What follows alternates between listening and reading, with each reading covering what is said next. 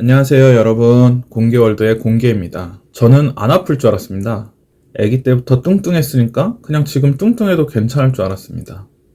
축구도 좋아해서 일주일에 한두 번씩 공도 차고 헬스도 꾸준히 다녔기 때문에 안 아플 줄 알았습니다. 어렸을 때부터 건강에 대한 중요성도 부모님에게 귀에 딱지가 생길 정도로 들었습니다. 또 건강식품도 많이 먹었습니다. 1년 전 국가에서 건강검진 받으라고 통지서가 날라왔길래 아무 생각 없이 뚫레 가서 받았습니다. 그리고 또 아무 생각도 없이 결과를 듣다가 너무 큰 충격을 받았습니다. 고혈압과 당뇨 전 단계라서 약을 먹어야 한다는 것이었습니다. 제가 멍한 상태에서 의사 선생님한테 한 질문은 이거 평생 먹어야 되는 거예요? 였습니다. 영화에서나 보던 평생 아침마다 약을 먹는 사람이 되어버렸다니. 하지만 인간은 적응의 동물이라 그런지 지금은 그냥 아침 비타민 먹듯이 약을 먹고 있습니다. 그 당시만 해도 현실을 받아들이기가 싫었습니다. 그래서 제가 고혈압과 전 당뇨를 똑바로 바라보지 않았습니다. 이 병들이 정확히 어떤 것이고 어떤 원인으로 생겼는지를 알아보려고 하지 않았습니다. 그러다 보니 결국 이 병들을 이겨낼 수 있는 방법 같은 것도 알아보지 않았습니다. 참 바보 같죠? 당장 아픈 곳이 없으니 약을 먹으면서도 이 병들에게서 고개를 돌려 회피해버린 것이었습니다. 혹시 저 같은 분들이 많을까요? 그냥 평생 약 먹으면서 살아야지 하고 포기해버리신 분들 계신가요? 안 됩니다, 안 돼. 이겨낼 수 있습니다. 그 전에 당뇨, 이 녀석을 이겨내기 위해서 어떤 병인지 한번 알아보겠습니다. 적을 알아야 이길 수 있으니까요.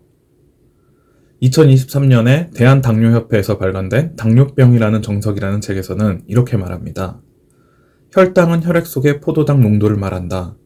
여러 가지 이유로 혈당이 조절되지 않는 것을 당뇨병이라고 하는데 그 중심에 인슐린이 있다. 식사 후에 혈당이 높아지는 이유는 우리가 섭취한 탄수화물이 포도당으로 분해되어 혈액 내의 포도당 농도가 증가하기 때문이다. 그렇다면 혈당이 낮아지는 이유는 무엇일까?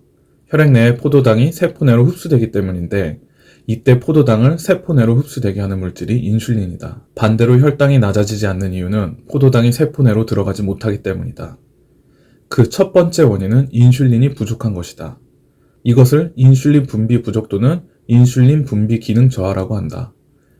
두 번째 원인은 인슐린은 충분하지만 인슐린이 힘이 떨어져 이전과 동일한 능력으로 일하지 못하는 경우다. 이런 경우를 인슐린 저항성이 증가했다라고 얘기한다. 비만인 사람에게 생기는 당뇨병은 인슐린 저항성의 문제가 주된 원인인 경우가 많다. 그러니까 저같이 뚱뚱하고 복부 지방 많고 운동도 적게 하고 스트레스로 인한 당뇨는 인슐린 저항성이 증가해서 생기는 것입니다. 그래, 알겠어. 근데 그래서 뭐 어쩌라는 거야?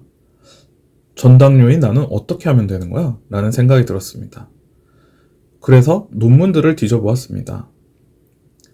칼라 박사님이 쓰신 Lifestyle and the Prevention of Type 2 Diabetes, a States Report 논문에서도 그렇고 전 세계적으로 가장 유명한 학회지 중 하나인 JAMA에 실렸던 Diagnosis and Management of Prediabetes a Review의 논문에서도 마찬가지였습니다.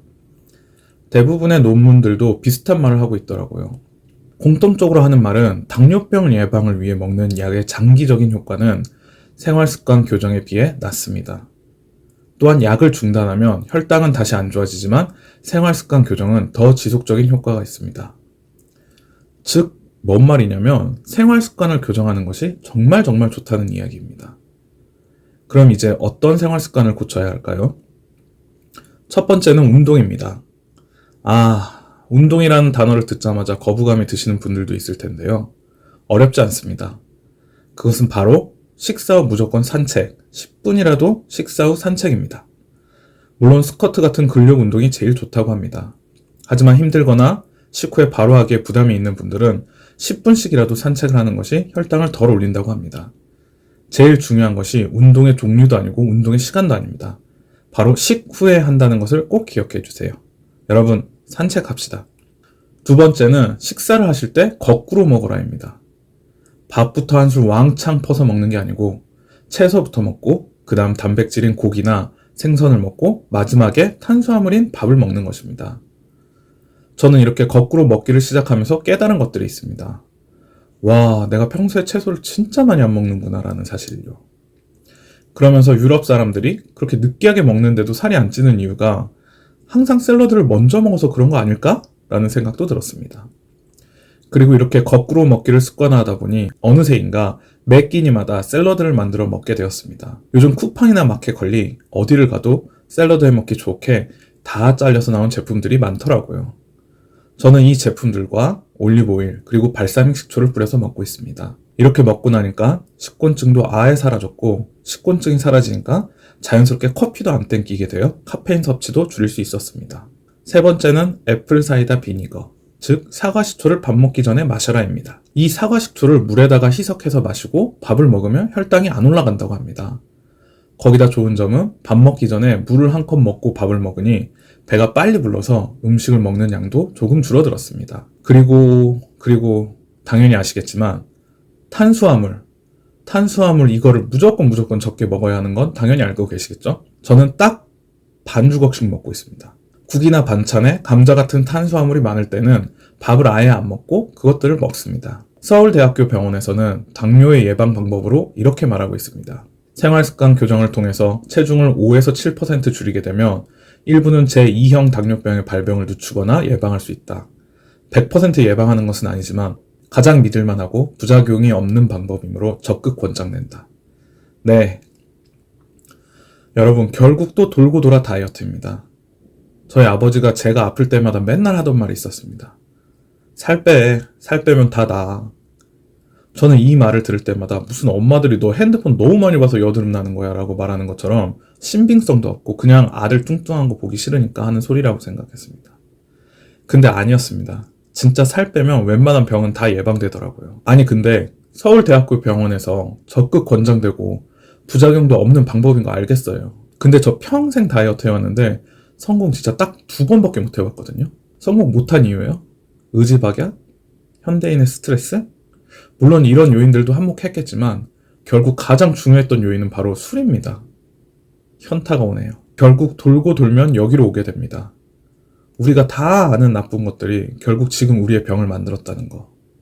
저는 알코올 중독이었고 어떤 분들은 탄수화물 중독일 수도 있겠죠. 또 어떤 분들은 흡연일 수도 있습니다. 이 영상을 보시는 분들도 다 한번 생각해 보시면 좋을 것 같습니다. 지금 내 몸을 나쁘게 만드는 나의 중독이나 습관은 무엇인지를 말입니다. 그리고 그것을 끊으려고 노력했던 분들이나 끊어내셨던 분, 아니 어쩌면 저처럼 매일 실패하고 계시는 분들, 모두 댓글에 자신의 경험을 남겨주시면 우리 모두에게 그리고 저에게도 힘이 될 것 같습니다. 하지 말아야 할 것은 끊어내야 지금 우리가 가진 병을 이겨낼 수 있습니다. 작은 생활 습관부터 시작해서 조금씩 어제보다 나은 내가 된다면 이룰 수 있습니다. 순간을 알아차리고 모든 것에 감사하는 삶을 살겠습니다. 긴 영상 시청해주셔서 감사합니다.